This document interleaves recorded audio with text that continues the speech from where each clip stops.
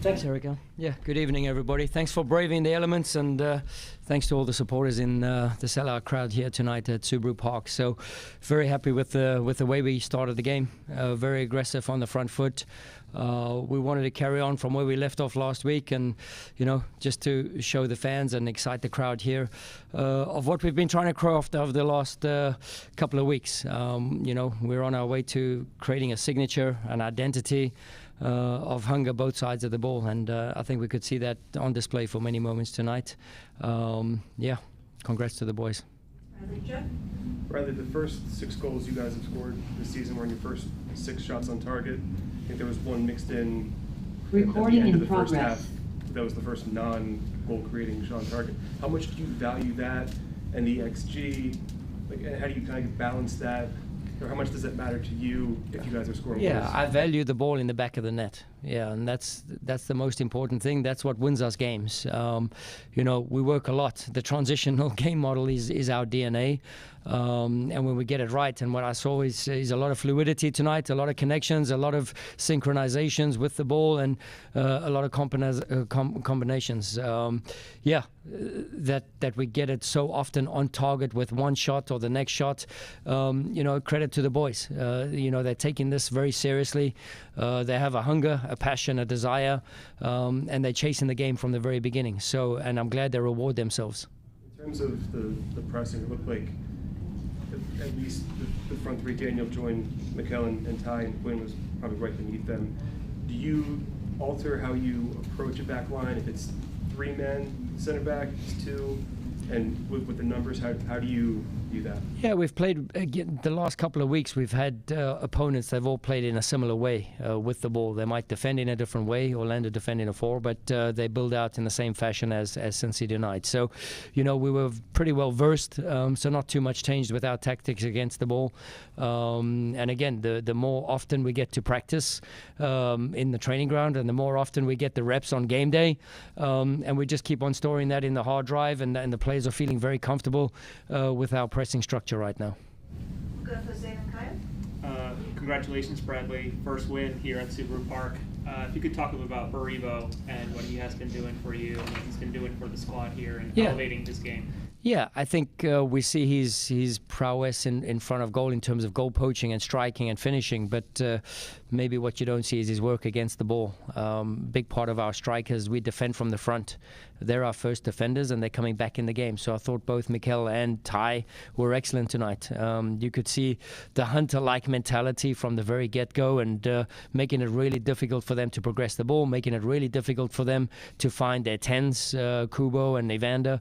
So they started it with the press, and they're the initiator of our press, and I thought they were excellent tonight. You find yourself with a good problem, I would think, in terms of Bruno coming in on his debut and scoring a goal as well, and the competition that you're creating. If you can talk a little bit more about that. Yeah, the players are embracing the competition, and everybody will win at the end of the day. If we carry on pushing each other, if we carry on training the way that we do, everybody will be victors come match day 34. So, this is part of the process, it's part of the journey, and I think we all signed up for a team sport, and there's 11 guys that start the game, and there's 31 guys in the roster, and it hurts every time I have to let a guy know he's not in the roster, and can't get changed and celebrate this with us. But believe you me, they're with us, and they're pushing us tomorrow morning in training again. So it's just part of what we're trying to create around here. Thank you.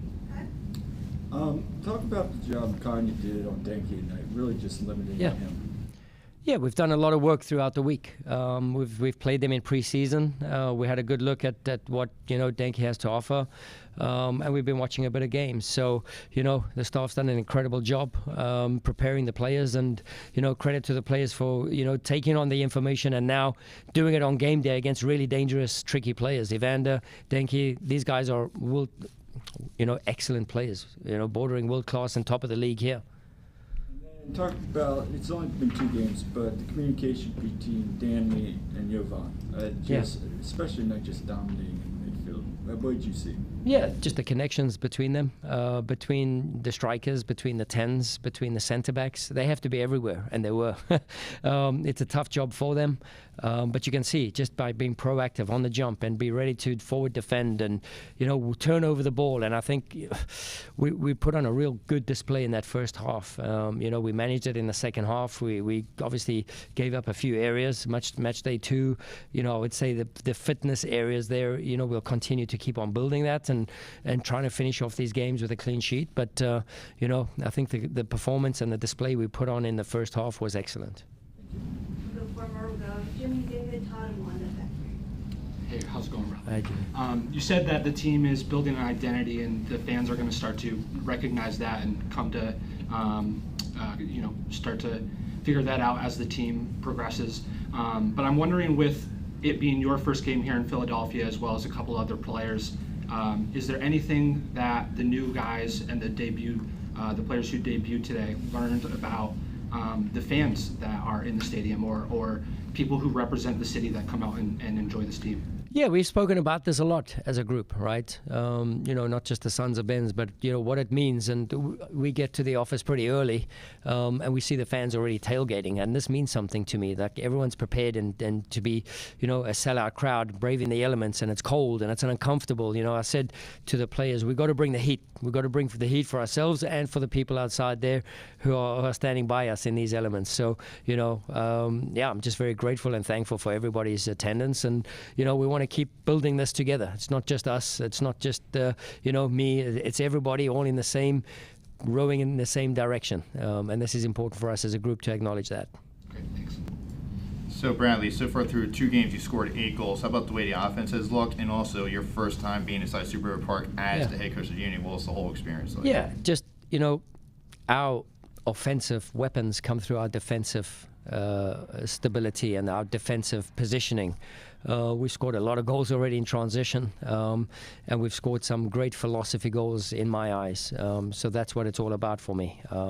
So we'll continue that, and we won't say we're going to score 4 goals every game, but to celebrate that. And I've spent many years coming here as an opponent, and the dupe song was really frustrating. I'm glad to be on the front side of it now and hearing that song and celebrating with our fans. Bradley, you had said yesterday that Nathan Harrier would be available for the squad tonight, left off of the starting 11 and bench. Can you provide an update? What went into that decision? Yeah, so we didn't want to have too many players on the bench who, I don't think are 90 minutes ready. If something had to happen very early to one of our players in a key position, Nate can't go 90 yet. And I think even Jan, and if we had 2 guys on the bench, that's a big part of our bench, right? So we decided to have Jan on the bench, but Nate's very close, and tomorrow we have a scrimmage, an internal scrimmage. And then we'll get the guys back in next week, and we reshuffle the pack again and see who's ready to go come weekend. Thank you. Last question. Congratulations for another win. Olivier Baizo was a regular last season, played a few minutes in Orlando, no minutes today. What are you not seeing in him, and what are you hoping? Yeah, Baizo's training well. He took a knock to his knee a couple of weeks ago, and he's still progressing back to that full functionality. He had some issues going on, some maintenance issues, and of which he had last year as well. So he missed a couple of games. Everything's perfect. Everything's good with a hungry, competitive squad, and everybody's pushing each other to new heights. All right, thanks, Bradley. Everyone in the room, we just asked you to let Bradley up first. I think Jonathan wants to say something. Sorry for getting that. He always does. Yeah. I'll make it quick. Bringing Deanna Vasilev in, when you did switching to the 4-2-3-1, what was the message to him and to Kevin, and what you wanted them to do, where you wanted them to line up in that 3? Yeah, nothing changed really. Just the dynamic. I wanted Indy as that second striker. He didn't fold underneath or drop underneath in a 4-2-3-1. We kept him, next to Bruno and Kevin did a good job, just harassing her down the left-hand side there and doing his bit. And I'm just glad and grateful we could get him a few minutes out there, because he's training really well, and we have to bring him along in the right ways. But, I'm prepared and brave enough to play him, and he's brave enough as well. He's got the edge, he's got the charisma about getting some minutes, and I'm happy to get him out there tonight. All right, thanks, Bradley. You guys can just let Bradley get out of the room first. Thank you.